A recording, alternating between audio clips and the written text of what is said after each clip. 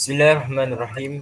Alhamdulillahirabbil alamin wassalatu wassalamu ala asyrafil anbiya wal mursalin wa ala alihi washabbihi ajma'in. Assalamualaikum warahmatullahi wabarakatuh. Jadi pada hari ini kumpulan kami akan mengadakan satu perbincangan mengenai tajuk penghayatan akhlak mulia dan sunnah baginda Rasulullah sallallahu alaihi wasallam dalam kehidupan muslim di era digital sebagai khalifah. Kumpulan kami terdiri daripada 3 orang ahli iaitu Muhammad Afiq Aiman bin Bahrain, Nik Putri Asmi Syahira binti Nik Muhammad Asri dan Husna Nabila binti Ruslim. Di sini suka saya untuk berkongsi sepotong ayat dari surah Al-Ahzab ayat ke-21. A'udzu billahi minasyaitonir rajim. Laqad kana lakum fi rasulillahi uswatun hasanatun liman kana yarjullaha wal yawmal akhir wa dzakarallaha katsira. Yang bermaksud sungguh telah ada pada diri Rasulullah sallallahu alaihi wasallam itu suri teladan yang baik bagimu, iaitu bagi orang yang mengharapkan rahmat Allah dan kedatangan hari akhirat dan yang banyak mengingati Allah. Berdasarkan ayat ini telah membuktikan bahawa Rasulullah sallallahu alaihi wasallam ini merupakan contoh dan teladan terbaik yang harus diikuti oleh umat Islam. Bahkan di dalam surah yang lain juga Allah menyebutkan bahawa manusia itu khalifah di dunia yang bukan sahaja perlu mentauhidkan Allah tetapi juga perlu untuk memakmurkan bumi ini.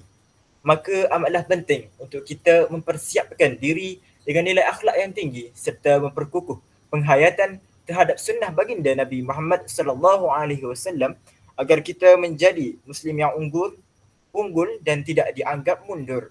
Kita juga akan menjadi cerminan kepada musliman lain kerana kemurnian ajaran Islam yang dapat dibuktikan dengan mengamalkannya secara menyeluruh dalam semua aspek kehidupan. Jadi menurut Putri, apakah konsep khalifah itu? Baik, perkataan khalifah ini berasal dari bahasa Arab yang bermaksud pengganti Nabi Muhammad sallallahu alaihi wasallam yang melaksanakan tanggungjawab pemerintahan dan pentadbiran kerajaan selepas baginda wafat. Manakala, berdasarkan konsep agama pula, perkataan khalifah itu merujuk pemimpin yang bertanggungjawab untuk memelihara kemurnian agama Islam yang disampaikan Nabi Muhammad sallallahu alaihi wasallam dan tanggungjawab kekalkan keharmonian serta kestabilan Islam. Oh, saya faham. Jadi khalifah ini merupakan penyambung kepimpinan Rasulullah. Tetapi bagaimana pula menurut pandangan sarjana Islam? Di sini saya sertakan beberapa pandangan sarjana Islam, antaranya Mahmud Muhammad Taib An-Najmi dalam Sejarah Tamadun Islam menyatakan bahawa khalifah ialah satu jawatan menggantikan Rasulullah sallallahu alaihi wasallam selepas kewafatan baginda untuk memerintah dan mentadbir negara dan umat Islam. Mahyuddin Haji Yahya dalam Tamadun Islam juga menyatakan khalifah berasal daripada perkataan khulafa yang bermaksud pengganti, iaitu pengganti Nabi Muhammad. Dan di sini juga saya sertakan Al-Mawardi yang menegaskan bahawa Al-Quran dan Sunnah merestui kewujudan institusi khalifah. Jawatan ini terletak pada umat Islam yang bertanggungjawab mewarisi pemerintahan dan pentadbiran Islam demi mendaulatkan kalimah Allah SWT atas muka bumi sebagaimana firman Allah, A'udzubillahi minasyaitonirrajim. Wa iz qala rabbuka lil malaikati inni ja'ilun fil ardi khalifah. Qalu ataj'alu fiha man yufsidu fiha wa yasfiku ad-dima' wa nahnu nusabbihu bihamdika wa nuqaddisu lak. Qala inni a'lamu ma la ta'lamun.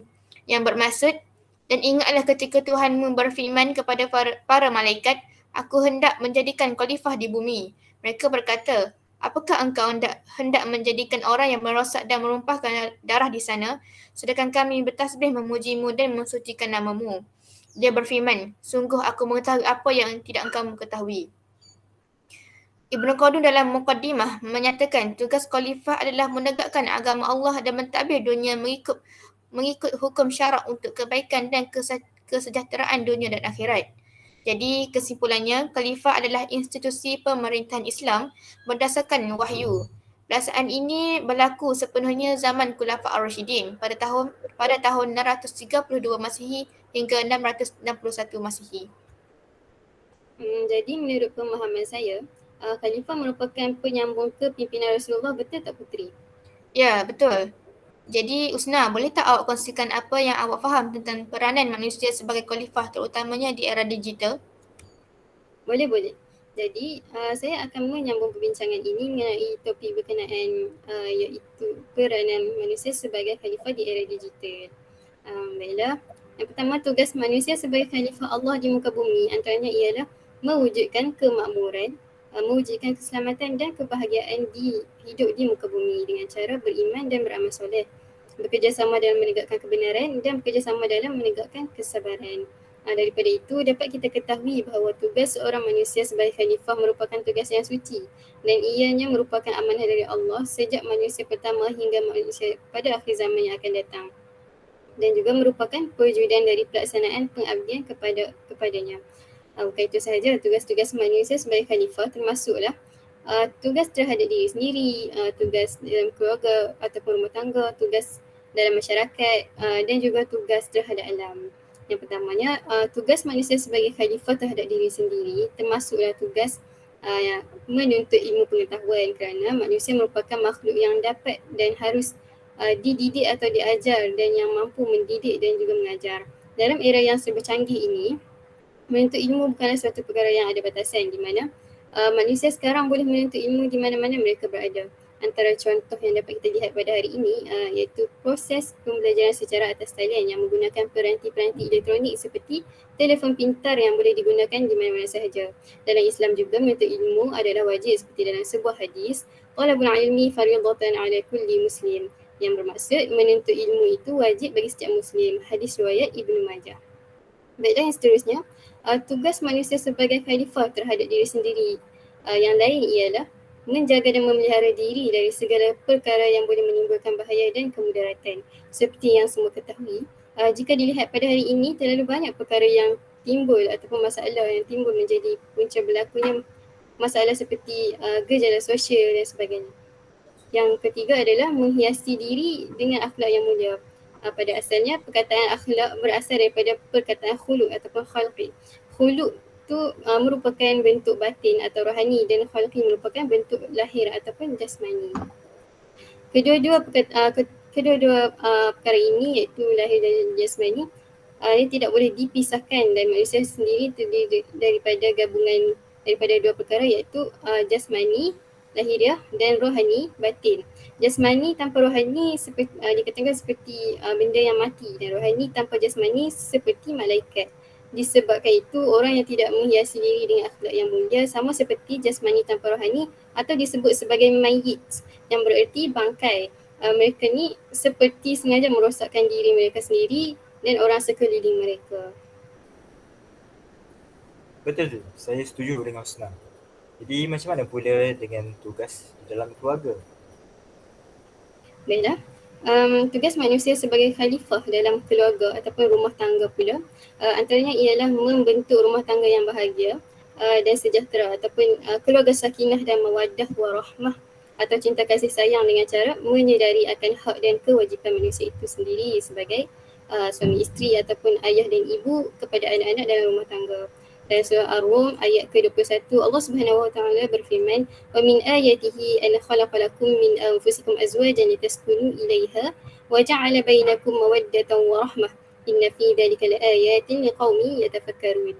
Maksudnya, dan di antara tanda-tanda kebesaran Allah ialah Dia menciptakan pasangan-pasangan untukmu dari jenismu sendiri agar kamu cenderung dan merasa tenteram kepadanya, dan Dia menjadikan di antaramu rasa kasih dan sayang. Sungguh pada yang demikian itu benar-benar terdapat tanda-tanda kebesaran Allah bagi kaum yang berfikir. Jadi berdasarkan hadis ini, berdasarkan ayat ini, setiap manusia mestilah mewujudkan kasih sayang terutamanya dalam kalangan keluarga. Seterusnya, tugas manusia sebagai khalifah dalam masyarakat pula antaranya ialah tolong-menolong dalam kebaikan dan ketakwaan. Sikap tolong-menolong ini merupakan aspek utama dalam kepentingan hidup bermasyarakat. Dengan wujudnya perkara ini ataupun dengan mewujudnya sikap tolong-menolong ini, maka secara tidak langsung akan wujudlah kekuatan silaturahim dalam masyarakat. Bukan itu sahaja, tugas khalifah antaranya ialah bertanggungjawab terhadap amal makruf nahi munkar, di mana kita perlu mencegah kemungkaran seperti dalam sebuah hadis an Abi Sa'id Al-Khudri radhiyallahu anhu qala sami'tu Rasulullah sallallahu alaihi wasallam yaqulu man ra'a minkum munkaran falyughayyirhu bi yadihi fa in lam yastati' fa bi lisanihi fa in lam yastati' fa bi qalbihi wa dhalika adhaful iman, rawahu Muslim. Di mana yang hadis ni bermaksud daripada Abu Sa'id Al-Khudri radhiyallahu anhu, beliau mendengar Rasulullah SAW bersabda, barang siapa di kalangan kamu yang melihat kemungkaran hendaklah mengubah dengan tangan, jika tidak mampu maka ubahlah dengan lidah, dan jika tidak mampu ubahlah dengan hati. Sungguhnya mengubah dengan hati adalah selama-lama iman. Diriwayatkan oleh Muslim. Berdasarkan hadis tersebut dapat saya simpulkan bahawa wajib ke atas setiap Muslim untuk mencegah kemungkaran mengikut kemampuannya dan mengubahnya mengikut keupayaan mereka bagi mengadakan perubahan dan dengan perbuatan ataupun perkataan itu dengan tangan, lidah, hatinya, iaitu dengan cara membenci perkara mungkar. Dan yang terakhir ialah berlaku baik terhadap semua golongan masyarakat, termasuklah golongan yang lemah yang terdapat di dalamnya para fakir dan miskin, anak yatim, orang yang cacat tubuh dan orang yang berada di bawah penguasaan orang lain. Oh, saya faham. Banyak tugasnya sebagai qualifier ni. Ada lagi ke tugas yang belum disebutkan? Ya, ada.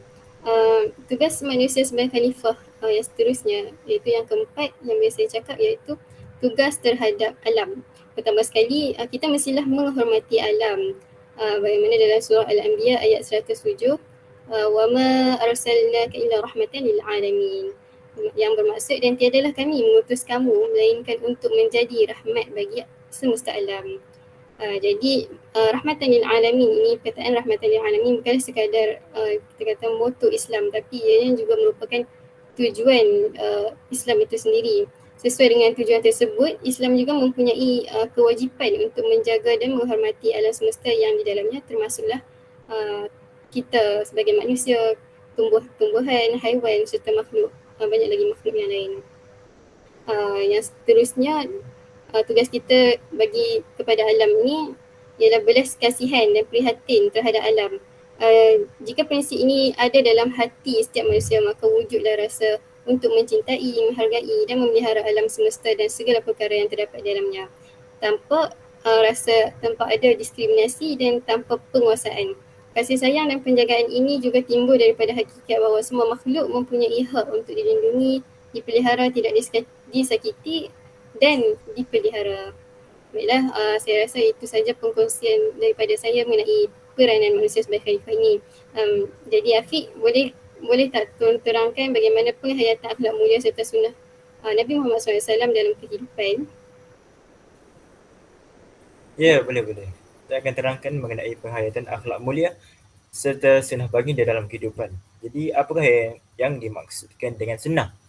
Sunnah ini menurut ahli hadis adalah setiap yang disandarkan kepada Nabi SAW, tak kira daripada segi perkataan, perbuatan, takrir iaitu persetujuan, sifat khuluqiyah, sifat khalqiyah dan kehidupan baginda SAW sama ada sebelum perutusan baginda Rasulullah SAW menjadi Rasul. Dan di sisi ahli usul pula, sunnah adalah setiap yang diambil daripada Nabi SAW selain daripada Al-Quran melalui perkataan, perbuatan dan takrir baginda SAW. Jadi di sini kita dapat simpulkan bahawa kedua-dua kenyataan tersebut bersepakat mengatakan bahawa sunnah adalah setiap perkara yang disandarkan kepada Rasulullah SAW sama ada ia berbentuk percakapan, perbuatan ataupun persetujuan daripada Nabi SAW. Ada satu kisah yang mana Sa'd bin Hisham bin Amir telah datang ke Madinah dan bertemu dengan Sayyidatina Aisyah dan bertanya, "Wahai Ummul Mukminin, ceritakan kami tentang akhlak Rasulullah SAW." Lalu Sayyidatina Aisyah menjawab dan bertanya kepadanya, "Apakah engkau tidak membaca Al-Quran?" Lalu sahabat tadi menjawab, "Bahkan aku membacanya." Lalu Aisyah berkata, "Qalat fa inna khuluqa Nabiyillah sallallahu alaihi wasallam kana Al-Quran." Sesungguhnya akhlak Nabi sallallahu alaihi wasallam itu adalah Al-Quran. Hadis riwayat Muslim. Jadi makna hadis ini menunjukkan bahawa akhlak Nabi itu amatlah indah sehingga diumpamakan seperti Al-Quran. Nabi mengamalkan semua isi kandungan yang terdapat di dalam Al-Quran, menunjukkan bahawa akhlak Nabi itu seperti Al-Quran. Baginda juga diturunkan untuk memperbaiki akhlak umat manusia. Seperti dalam hadis yang bermaksud, sesungguhnya tidak aku diutuskan melainkan untuk menyempurnakan akhlak, menyempurnakan kebaikan akhlak.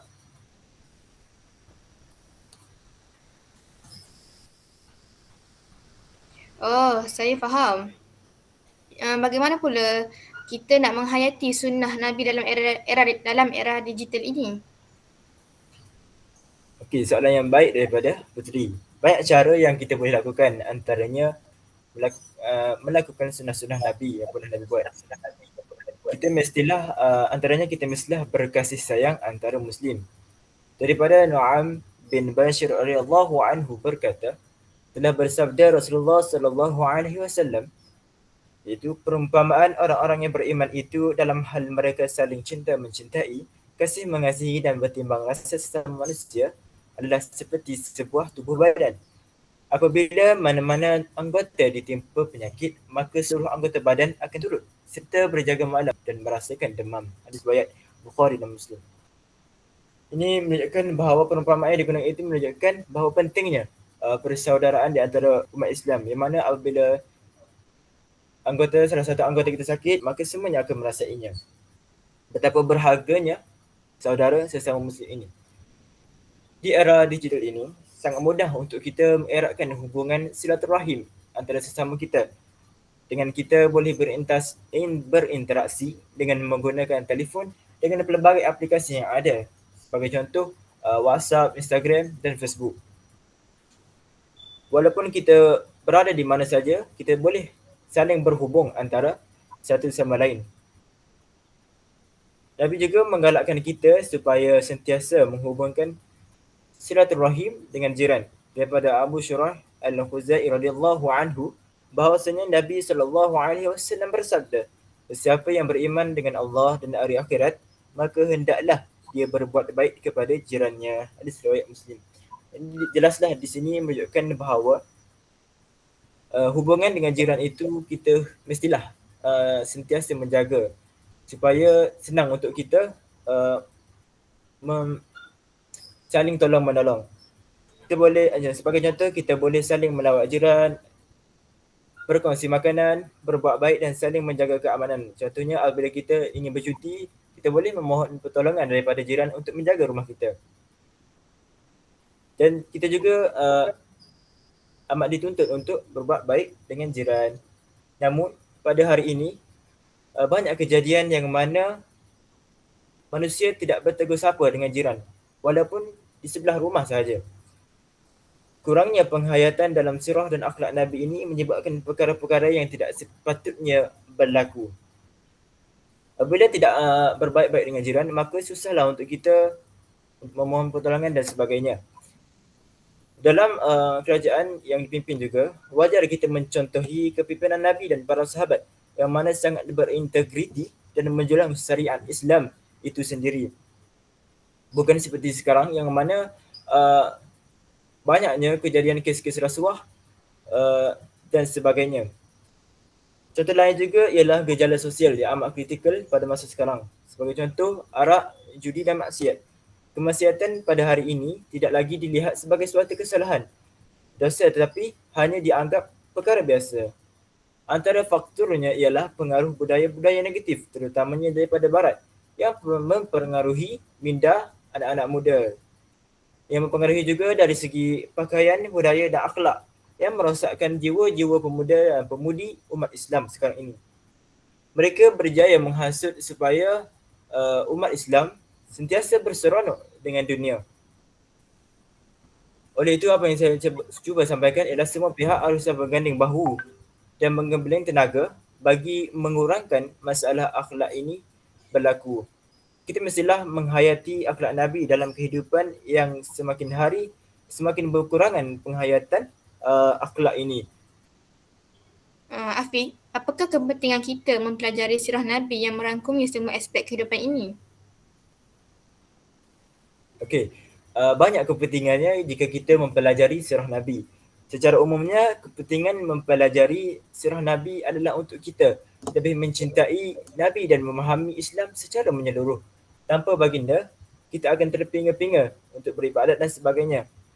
Seperti cara-cara untuk solat. Al-Quran tidak menerangkan cara-cara untuk solat, tetapi baginda lah yang mengajarkannya kepada kita. Surah ini bermakna riwayat hidup ataupun sejarah. Jika kita tidak mempelajarinya, bagaimana kita nak kenal akhlak Nabi dan jadikannya sebagai panduan? Tidak mungkin kita dapat mengambil teladan dan mencontohi Nabi Muhammad sallallahu alaihi wasallam melainkan dengan mengetahui dan mempelajari sirah Nabi. Ilmu pengetahuan tentang Nabi Muhammad sallallahu alaihi wasallam pula tidak akan dapat diketahui melainkan melalui penulisan sirahnya, periwayatan hadis, sunnah-sunnahnya dan petunjuknya. Sama ada dari segi perkataan, perbuatan atau ikrar daripada Nabi sallallahu alaihi wasallam. Kemudian daripada pengetahuan tersebut kita dapat mengeluarkan faedah yang mana kita boleh teladani dan ambil iktibar daripadanya. Sirah Nabi juga merupakan sebahagian daripada Islam. Dalilnya dalam surah An-Najm ayat 3 hingga 4. A'udzubillahi minasyaitonirrajim. Wa ma yantiqu 'anil hawa in huwa illa wahyun yuha. Sadaqallahul azim, yang bermaksud dan tidaklah Al-Quran itu yang diungkapkannya itu menurut keinginannya. Tidak lain Al-Quran itu adalah wahyu yang diwahyukan kepadanya. Jadi maknanya di sini amatlah dituntut untuk kita mempelajari sirah baginda. Dalam sirah itu banyak yang terdapat antaranya hukum-hukum Islam itu sendiri. Jadi baginda juga merupakan semulia-mulia manusia. Baginda lah yang sepatutnya kita contohi pada masa kini dan jadikannya sebagai idola umat Islam. Sabda Nabi bersabda bahawa baginda lah merupakan pemimpin kepada anak-anak Adam pada hari akhirat kelak. Yang menunjukkan bahawa di sini baginda lah manusia yang paling sempurna. Jadi itu saja perkongsian saya. Boleh tak Usna simpulkan apa yang kita perolehi daripada apa yang kita bincangkan pada hari ini? Baiklah. Dari pembahasan yang telah diuraikan, dapatlah kita simpulkan bahawa dalam konsep Islam, manusia adalah khalifah, iaitu sebagai wakil atau pengganti kepada kepimpinan Nabi Muhammad SAW atau dikatakan duta, iaitu duta Allah Subhanahu Wa Taala di muka bumi. Dengan kedudukan sebagai khalifah Allah Subhanahu Wa Taala di muka bumi, nanti pada akhirat kelak manusia akan disoal tentang bagaimana mereka melaksanakan tugas sebagai khalifah di muka bumi. Oleh sebab itu, dalam melaksanakan tanggungjawab, manusia dilengkapi dengan pelbagai potensi seperti akal fikiran yang memberikan kemampuan bagi manusia berbuat demikian. Jadi sebagai umat Islam, kita mestilah memahami seterusnya menghayati akhlak dan sunnah Rasulullah SAW dengan sepenuh jiwa agar dapat mengambil pengajaran dan teladan daripada Nabi Muhammad SAW serta sejarah hidupnya sebagai sumber inspirasi dan pedoman hidup untuk kebahagiaan di dunia dan di akhirat. Baiklah, saya rasa itu sahaja daripada kumpulan kami mengenai penghayatan akhlak dan sunnah Rasulullah dalam era digital ini. Sekian, terima kasih.